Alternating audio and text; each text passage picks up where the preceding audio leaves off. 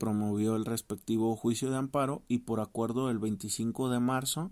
del 2019, el juez lo radicó con el número 356 del 2019, correspondiendo pues obviamente también al Juzgado Primero de Distrito en materia de amparo y juicios federales en el Estado de México. En dicho proveído, el órgano jurisdiccional determinó desechar de plano la demanda, al estimar que se actualizaba la causal de inejercitabilidad que se prevé en la fracción 14 del artículo 61 de la ley de la materia, puesto que había sido una presentación extemporánea. Se presentó un recurso de queja respectivo en el cual se resolvió de fondo que debía de admitirse la demanda y que posteriormente debía de realizarse el análisis respectivo, y finalmente hubo un dictado de una resolución en la cual se determinó el sobreseimiento del juicio de amparo al estimarse actualizada la causal de improcedencia prevista en el artículo 61, fracción 14. Inconforme con esto, promovió un recurso de revisión, el cual se radicó como el 286 del 2019 en el segundo tribunal colegiado en materia penal del circuito correspondiente al Estado de México, y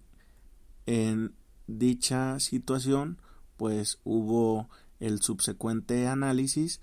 en donde se tomó en consideración, entre otras cosas, lo siguiente: este tribunal estima ajustada a derecho la determinación de la juez de distrito al sobreseer el juicio de amparo, al estimar actualizada la causal de improcedencia, en virtud de que la demanda de amparo fue presentada el 21 de marzo del 2019 por el apoderado legal del quejoso, en la que señaló como acto reclamado el proveído del 21 de febrero, mediante el cual se determinaba procedente la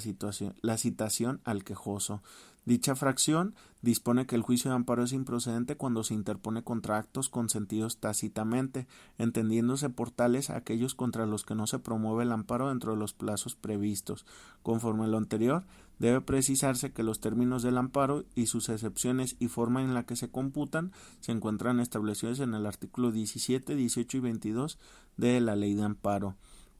De dichos preceptos se advierte que la ley establece de manera genérica un plazo de 15 días para presentar, los cuales se computan como hábiles y se incluye en ellos el de vencimiento, y se computa a partir del día siguiente en el que surte efectos la notificación, y que en este caso posteriormente se señala que, apreciándose como casos de excepción, cuando pues nos encontramos en algún otro supuesto como la norma general autoaplicativa, la extradición y sentencia definitiva. Posteriormente se hace el correspondiente señalamiento que bajo dicha premisa, si una demanda se promovió en contra de un acto que no se ubica dentro de las excepciones, pues le es aplicada la regla general. La notificación al quejoso fue notificada por medio de cédula de notificación el 26 de febrero siguiente. Ello es así, pues, además de que el propio inconforme expresó textualmente que fue notificado el acto reclamado el 26 de febrero, se aprecia que, derivado de las actuaciones, así aconteció. En ese contexto es de concluirse que si al quejoso le fue notificada la resolución el 26 de febrero en el domicilio respectivo y surtió efectos dicha notificación, el término de 15 días que establece el artículo 17 de la Ley de Amparo transcurrió del 27 de febrero al 20 de marzo de ese año, sin considerar los días 2, 3, 9, 10, 16 y 17 de marzo por ser inhábiles de acuerdo al artículo 19 de la Ley de Amparo, además del 18 por lo que respecta a la Ley Federal del Trabajo, por lo que si la demanda fue presentada el 21 de marzo del 2019 en la oficina correspondiente, se hace patente que la promoción fue extemporánea al haberse presentado fuera del lapso. De todo lo anterior, ¿qué es lo que deriva? Pues bueno, que el tribunal colegiado termina señalando que se sobresee en el juicio de amparo indirecto 356 del 2019 del órgano jurisdiccional contra el acto y autoridad precisados en el resultando primero de esta ejecutoria. ¿Esto qué significa en términos prácticos? Que si el día de mañana vuelve a haber alguna reclamación por lo que ve a esa citación, pues probablemente pueda invocarse el hecho de que hubo un consentimiento tácito de una resolución previa que se intentó por medio del juicio de amparo, el cual fue presentado de manera extemporánea, y pues seguramente ya no va a haber alguna herramienta jurídica que le permita el no comparecer. Sin embargo, sí cabe hacer algunas precisiones respecto a los argumentos que se señalan sobre las posibles afectaciones y vulneraciones al ámbito periodístico. Pues bueno, la sola citación ante la autoridad ministerial o jurisdiccional no inhibe una efectividad en el trabajo, toda vez que esa citación no se le da en calidad de imputado, se le está dando una citación en calidad de testigo, y como lo señala el propio órgano jurisdiccional, fue información que fue publicada desde el propio medio de comunicación donde intervenía en el momento de los hechos, por lo cual pues es un absurdo decir que no se puede comparecer, y menos aún cuando hay hechos delictivos de por medio. Imaginémonos, vamos a llegar al absurdo de que el día de mañana pues un periodista puede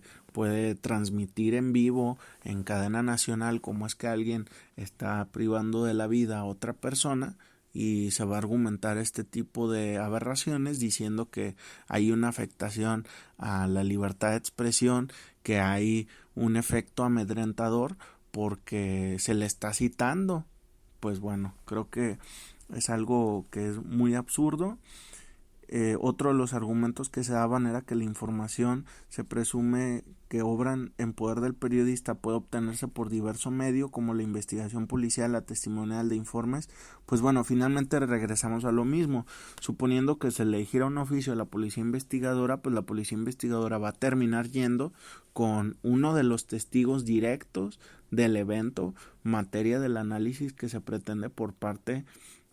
del imputado. Entonces, pues finalmente la investigación policial va a desencadenar donde mismo.